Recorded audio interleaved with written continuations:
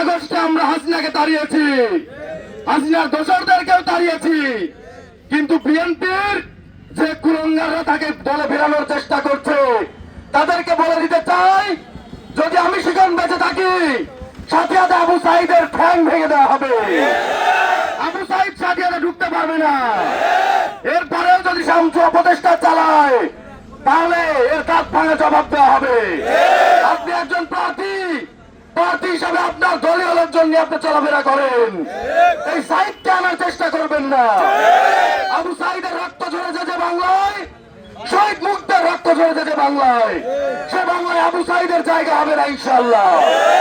সাথিয়ার মাটিতে শহীদ মুস্তাক এবং নিজামীর রক্ত ঝরিয়েছে এই আবু সাইদকে আমরা মেনে নেব না। আবু সাইদের হাত পা ভেঙে বেড়ায় পৌঁছে দেবো আমরা ইনশাআল্লাহ। তার কারণ সে একজন ফ্যাসিস্ট এবং ফ্যাসিস্টের দোসর এবং দালাল, তার জায়গা সাথিয়াতে হবে না। স্বাধীনতার পর থেকে 1977 সালে প্রতিষ্ঠা হওয়ার পর থেকে এই বাংলার ভূখণ্ডে সকল ক্রান্তি লগ্নে দুর্দিনে ইসলামী ছাত্র শিবির সামনের সারি থেকে ভূমিকা রেখেছে।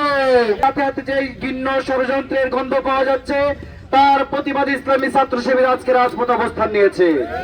সম্মানিত উপস্থিতি, আগামী জাতীয় সংসদ নির্বাচনে আপনাদেরকে বলে দিতে চাই, প্রতিটা কেন্দ্রে, প্রতিটা পাড়ায়, প্রতিটা মহল্লায় ইসলামী ছাত্র শিবির পূর্বে নাই শক্ত অবস্থান নেবে ইনশাআল্লাহ।